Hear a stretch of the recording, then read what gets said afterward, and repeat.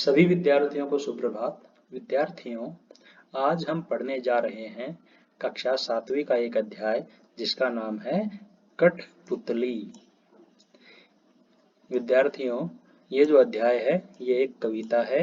इस कविता के कवि कौन है? भवानी प्रसाद मिश्र।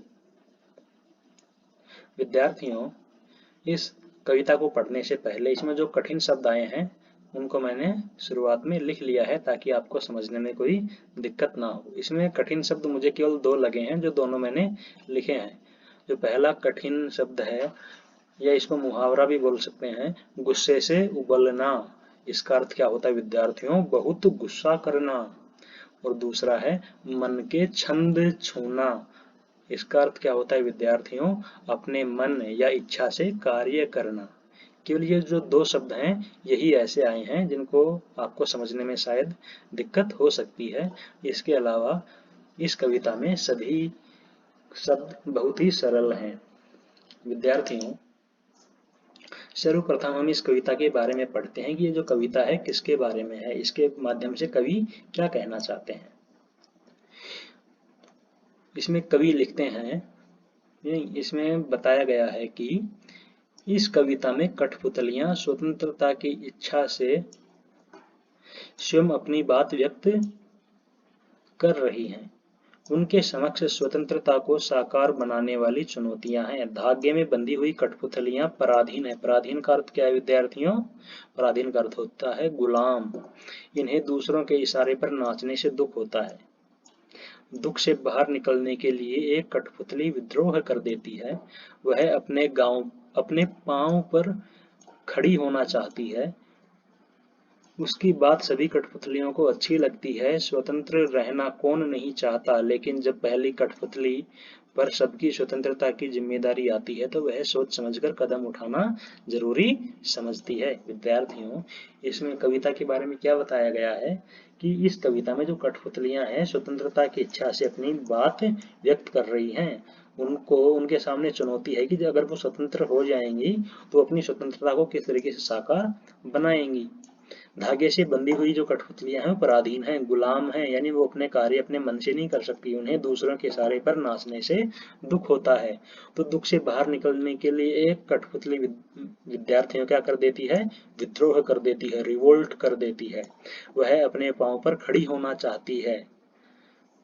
उसकी बात सभी कठपुतलियों को अच्छी भी लगती है। स्वतंत्र रहना कौन नहीं चाहता, यानी सभी व्यक्ति आजाद होना चाहते हैं। लेकिन विद्यार्थियों, जब पहली कठपुतली पर सबकी स्वतंत्रता की जिम्मेदारी आती है तो वह सोच समझकर कदम उठाना जरूरी समझती है। लेकिन विद्यार्थियों क्या होता है, जब पहली कठपुतली को लगता है कि अगर स्वतंत्र हो जाएंगे तो सभी कठपुतलियों की जिम्मेदारी किस पर आएगी? पहली कठपुतली पर। तो क्या करती है? वह सोच समझकर कदम उठाना जरूरी समझती है, यानी वो हर कदम सोच समझकर उठाना चाहती है। अब इसके पश्चात है विद्यार्थियों कविता। विद्यार्थियों, ये क्या है? ये है कठपुतली। ये हमेशा धागों से बंधी होती हैं और दूसरा जैसा कहेगा वैसा ही ये करेंगी। अर्थात ये क्या है? कठपुतली का खेल। तो जो भवानी प्रसाद मिश्र हैं वो लिखते हैं, वो कहते हैं, कठपुतली गुस्से से उबली, बोली ये धागे क्यों हैं मेरे पीछे आगे, इन्हें तोड़ दो, मुझे मेरे पांव पर छोड़ दो। वो क्या कहती है कठपुतली कि भवानी प्रसाद मिश्र हैं वो कहते हैं कि ये कठपुतली कहती है, कठपुतली गुस्से से उबली, कठपुतली गुस्से में आ जाती है और गुस्से में आकर वो कहती है, और ये धागे क्यों हैं मेरे पीछे आगे, कि ये जो धागे हैं मेरे आगे पीछे क्यों बंधे हुए हैं, इन्हें तोड़ दो, कि तुम इन धागों को तोड़ दो और मुझे मेरे पांव पर छोड़ दो, यानी मुझे आजाद कर दो। अब इसके पश्चात है विद्यार्थियों भवानी प्रसाद मिश्र लिखते हैं, सुनकर बोली और कठपुतलियां की हाँ, बहुत दिन हुए हमें अपने मन के छंद छुए।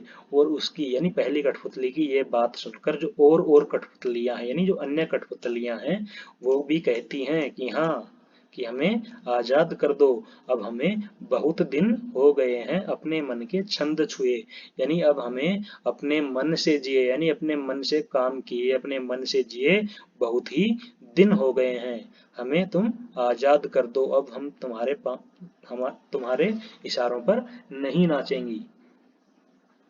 अब हम स्वतंत्र होना चाहती हैं। तो विद्यार्थियों, इसके बाद भवानी प्रसाद मिश्र जो हैं वो लिखते हैं, मगर पहली कठपुतली सोचने लगी, ये कैसी इच्छा मेरे मन में जगी।